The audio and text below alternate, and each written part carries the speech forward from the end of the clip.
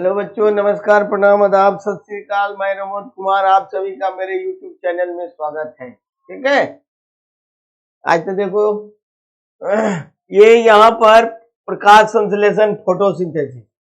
आज हम लोग फोटोसिंथेसिस पर बात करने जा रहे हैं, फोटोसिंथेसिस पर समझने जा रहे हैं। ठीक है, ये फोटोसिंथेसिस होता क्या है, कैसे होता है, लाइट रिएक्शन, डार्क रिएक्शन क्या होता है, ये जरा समझते हैं।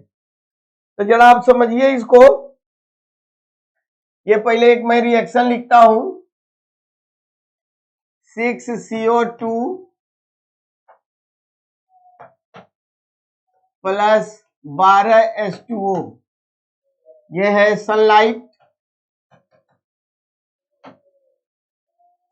सूर्य का प्रकाश, और नीचे है क्लोरोफिल पर्णहरित। क्लोरोफिल पर्णहरित ये हो गया C6H12O6 plus 6O2 plus 6H2O। ये हो गया आपका ग्लूकोज। ग्लूकोज यानी कार्बोहाइड्रेट। अब जरा इसको समझिए। पौधे सूर्य के प्रकाश में CO2 एवं जल की उपस्थिति में, ऑलरेडी क्लोरोफिल है तो CO2 एवं जल की उपस्थिति में ग्लूकोज यानी कार्बोहाइड्रेट का निर्माण करते हैं। इस क्रिया को हम लोग क्या कहते हैं, प्रकाश संश्लेषण कहते हैं। क्या कहेंगे, प्रकाश संश्लेषण। ठीक है, इसको भी हम कर देते हैं ब्लैक के, थोड़ा सा ठीक लगेगा। पौधे सूर्य के प्रकाश में CO2 एवं जल की उपस्थिति में ग्लूकोज कार्बोहाइड्रेट का निर्माण करते हैं। इस क्रिया को हम प्रकाश संश्लेषण कहते हैं। अब देखो, प्रकाश संश्लेषण के लिए 4 चीज का होना आवश्यक है। कौन कौन? CO2, H2O, सूर्य का प्रकाश और क्लोरोफिल, यानी कार्बन डाइऑक्साइड, जल, सूर्य का प्रकाश और क्लोरोफिल। इन चारों में से कोई एक अगर एब्सेंट होगा तो प्रकाश संश्लेषण की क्रिया नहीं होगी। तो एब्सेंट कौन होगा?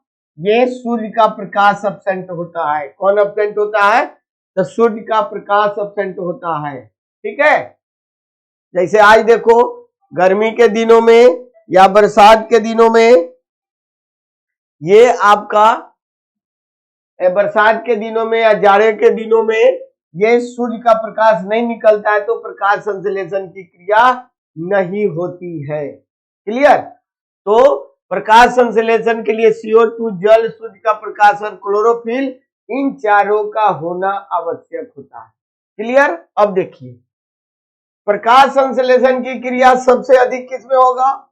लाल प्रकाश में, और सबसे कम बैंगनी प्रकाश में। सबसे कम बैंगनी प्रकाश में होगा।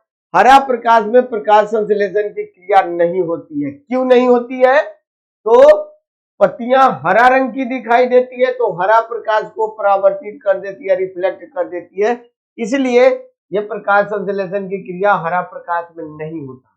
क्लियर? अब देखिए, प्रकाश संश्लेषण की क्रिया के लिए मात्र 1 to 2%, 1 से 2% ही प्रकाश की आवश्यकता होती है। जितना प्रकाश आता है मात्र 1 से 2% ही प्रकाश की आवश्यकता होती है प्रकाश संश्लेषण के लिए। समझ गए? प्रकाश संश्लेषण की क्रिया में जल का अपघटन होता है। जल का अपघटन मतलब जल टूटता है और जल के अपघटन के फलस्वरूप ऑक्सीजन मुक्त होता है। आपसे एग्जाम में बराबर सवाल पूछता है कि प्रकाश संश्लेषण की क्रिया में जल कहां से आता है, कहां से निकलता है, CO2 ऑक्सीजन कहां से निकलता है, तो क्या आंसर हो जाएगा? जल से। और जल से ऑक्सीजन मुक्त होता है और जल के टूटने की क्रिया को क्या कहते हैं? फोटोलाइसिस कहते हैं। जल के टूटने की क्रिया को क्या कहेंगे? फोटोलाइसिस। प्रकाश संश्लेषण में जो जल टूटता है उसको हम लोग फोटोलाइसिस कहते हैं।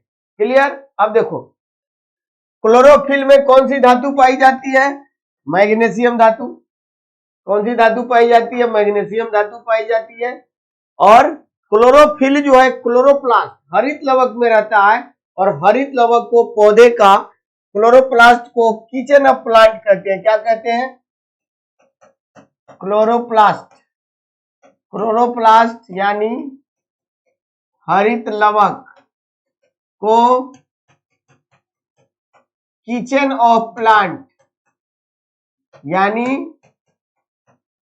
पौधे का रसोई घर कहते हैं। क्या कहेंगे? पौधे का रसोई घर कहते हैं। किसको? तो ये क्लोरोप्लास्ट। अब देखो, कभी कभी आपसे सवाल पूछता है कि प्रकाश संश्लेषण की क्रिया कहाँ होता है, और दोनों ऑप्शन में रहेगा, क्लोरोफिल और क्लोरोप्लास्ट। जब दोनों ऑप्शन में रहेगा तब आप आंसर क्लोरोफिल को लगाएंगे, क्योंकि क्लोरोप्लास्ट के अंदर में क्लोरोफिल होता है और सारा काम इसी में होता है, तब आप क्लोरोफिल लगाएंगे। नहीं तो दोनों में से पर्ण हरित रहे या हरित लवक रहे, कोई वो रहे, तब तक टेंशन नहीं है, कोई लगा दीजिएगा।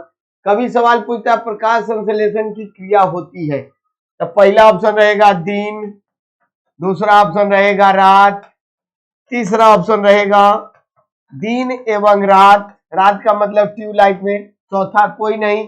तब आप दिन और रात लगाएंगे, क्योंकि कुछ पौधे में आर्टिफिशियल लाइट में भी प्रकाश संश्लेषण करने की क्षमता होती है। जैसे मनी प्लांट, वो घरों में रहेगा, उसमें प्रकाश संश्लेषण की क्रिया हो जाएगी, वो आर्टिफिशियल लाइट में भी। कुछ रेगिस्तान में भी पौधे होते हैं जिसमें चांदनी के प्रकाश में प्रकाश संश्लेषण होता है, और रात्रि में ही उसके कीट निकलते हैं, इसलिए वहां पर रेगिस्तानी पौधे में बहुत सारे पौधे हैं जिसमें रात में ही फूल खिलते हैं, जैसे यूफोर्बिया, सोनेरेसिया वगैरह जो है, उसमें रात में ही फूल खिलते हैं। तो रात में जब फूल खिलेंगे तो उसमें पॉलिनेशन भी रात में होता है और फोटोसिंथेसिस भी रात में होता है, दिन में वो नहीं कर पाते हैं। ठीक है, और नहीं अगर दिन और रात नहीं रहेगा तब क्या लगाएंगे? दिन, क्योंकि 90% पौधे, 95% पौधे हैं जिनमें दिने में होता है, रात में मात्र 5% में होता है। तो जैसा ऑप्शन रहेगा वैसा काम करेंगे। ठीक है, अब देखो structure of chloroplast, structure of chloroplast, हरित लवक की बनावट, हरित लवक की बनावट, स्ट्रक्चर ऑफ क्लोरोप्लास्ट, हरित लवक की बनावट। अब देखो मैं एक फिगर बना रहा हूं क्लोरोप्लास्ट का, यह डबल मेम्ब्रेन का बना होता है। ठीक है,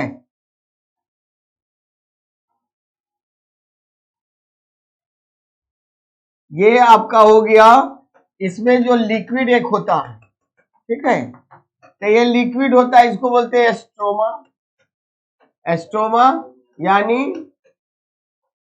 पिठिका, और इसको बोलते हैं ग्रेना, ग्रेना, ग्रेना। और एक और अलग से हम स्ट्रक्चर बनाते हैं, ये है थाइलाक्वाइड, और इसी के अंदर ये जो डॉट डॉट देखते हो यह है क्लोरोफिल। क्या है? क्लोरोफिल यानी पर्ण हरित। अब जरा इसको समझिएगा, ये हरित लवक जो है दोहरी झिल्ली डबल मेम्ब्रेन की बनी होती है। क्या होती है? डबल मेम्ब्रेन की बनी होती है। इसमें एक प्रकार का लिक्विड यानी द्रव होता है जिसको क्या कहते हैं? स्टोमा कहते हैं। लिक्विड को क्या कहेंगे? स्टोमा। और स्टोमा में प्लेट जैसी रचना होती है, ये वो को कहेंगे, क्या कहेंगे? थाइलाक्वाइड। स्टोमा में प्लेट जैसी रचना होती है जिसे थाइलाक्वाइड कहते हैं। ये वो यहां तो बहुत सारा है, थाइलाक्वाइड कहेंगे, और थाइलाक्वाइड में ही क्लोरोफिल पाया जाता है। अब देखो यहां हम अंदर में डॉट डॉट नहीं किए, बाहर में भी डॉट डॉट और अंदर में भी डॉट डॉट, तो ये प्रॉब्लम क्रिएट हो जाएगा, आपको समझने में दिक्कत हो जाएगा। बाहर में डॉट डॉट तो स्टोमा, अंदर में डॉट डॉट तो क्लोरोफिल कैसे? इसलिए इसको हम अलग कर दिए। ठीक है, तो प्लेट जैसी रचना होती है जिसको थाइलाक्वाइड कहते हैं, और थाइलाक्वाइड में ही क्या होता है? क्लोरोफिल पाया जाता है। और थाइलाक्वाइड के समूह को क्या कहते हैं? ग्रेना कहते हैं। आपसे एग्जाम में पूछेगा एस्टोमा कहाँ पाया जाता है, ग्रेना कहाँ पाया जाता है, तो क्लोरोप्लास्ट, हरित लवक इसका आंसर हो। ठीक है, तो हरित लवक दोहरी झिल्ली की बनी होती है, इसमें एक प्रकार का द्रव पाया जाता है जिसे एस्टोमा कहते हैं। एस्टोमा में प्लेट जैसी रचना होती है, उसे थाइलाक्वाइड कहते हैं। थाइलाक्वाइड में क्लोरोफिल पाया जाता है, और थाइलाक्वाइड के समूह को क्या कहते हैं? ग्रेना कहते हैं। क्लियर? अब देखो, अब photosynthesis, type of photosynthesis, types of photosynthesis. Synthesis, Hindi होगा प्रकाश संश्लेषण के प्रकार, प्रकाश संश्लेषण के प्रकार, प्रकाश संश्लेषण के प्रकार, ये दो प्रकार का, ये लाइट रिएक्शन, प्रकाशिक अभिक्रिया, लाइट रिएक्शन प्रकाशिक अभिक्रिया, और इधर हो गया डार्क रिएक्शन अप्रकाशिक अभिक्रिया, अप्रकाशिक अभिक्रिया। अब देखो लाइट दोनों क्रिया साथ साथ होती है, ये मत समझना कि अब प्रकाश में होगा, ये दिन में होगा, ये रात में, दोनों क्रिया साथ साथ होती है। अंतर सिर्फ इतना है कि इसके लिए प्रकाश की आवश्यकता होती है, इसके लिए प्रकाश की आवश्यकता नहीं होती है। इसके लिए आप ऐसे समझो, आपके गांव में गेहूं पीसने का जो मशीन होता है, आटा चक्की, उसमें देखिएगा इंजन से बेल्ट से वो चक्की को जोड़ दिया जाता है, इंजन स्टार्ट, चक्की स्टार्ट, इंजन बंद, चक्की बंद। उसी तरह यहां है, जैसे प्रकाश निकलेगा यह रिएक्शन शुरू, यह भी शुरू, यह बंद, यह भी बंद। तो जैसे ही क्लोरोफिल पर प्रकाश पड़ेगा तो वह इलेक्ट्रॉन को उत्सर्जित करेगा और एटीपी का निर्माण होता है। आपसे पूछता है कि एटीपी का निर्माण कहाँ होता है, तो श्वसन ऑप्शन नहीं रहेगा, श्वसन को छोड़ के प्रकाश संश्लेषण में एटीपी का निर्माण होता है। इसका फुल फॉर्म एडिनोसिन ट्राइफॉस्फेट, और इसको एनर्जी करेंसी भी कहते हैं एटीपी को। तो एटीपी का निर्माण होता है और जल का अपघटन होता है। लाइट रिएक्शन में जल टूटता है और जल के टूटने की क्रिया को क्या कहेंगे, फोटोलाइसिस। और जैसे ही जल टूटेगा तो ऑक्सीजन मुक्त होगा, ऑक्सीजन रिलीज हो गया, यानी लाइट रिएक्शन में ऑक्सीजन रिलीज हुआ। और ये टोटल रिएक्शन जो है हरित लवक में पाए जाने वाले ग्रेना में होता है। आपसे सवाल पूछेगा कि प्रकाश संश्लेषण की क्रिया में प्रकाशिक अभिक्रिया कहाँ होता है, तो ग्रेना में एटीपी का निर्माण, ग्रेना में ऑक्सीजन मुक्त होता है, ग्रेना में जल का अपघटन कहाँ होता है, ग्रेना में फोटोलाइसिस की क्रिया कहाँ होती है, तो ग्रेना में। ये सारे के आंसर ग्रेना में, ठीक है। अब आइए, प्रकाशिक अभिक्रिया से प्राप्त एटीपी जब अप्रकाशिक अभिक्रिया में एस्टोमा में पहुंचता है, एस्टोमा यानी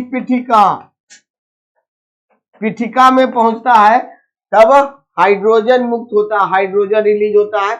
और एस्टोमा में एक CO2 ग्राही होता है, CO2 ग्राही मतलब ग्रहण करने वाला, जिसको बोलते हैं RUDP यानी राइबुलोज डाइफॉस्फेट। यह वायुमंडलीय CO2 को ग्रहण करके कहां लाएगा, एस्टोमा में। और एस्टोमा में C6H12O6 यानी ग्लूकोज मतलब कार्बोहाइड्रेट का निर्माण होगा, और इस प्रकार प्रकाश संश्लेषण की क्रिया पूर्ण होगी, संपन्न होगी। पूछेगा कि कार्बोहाइड्रेट का कहां निर्माण होता है, एस्टोमा में। RUDP राइबुलोज डाइफॉस्फेट कहां होता है, एस्टोमा में। कार्बोहाइड्रेट का निर्माण एस्टोमा में।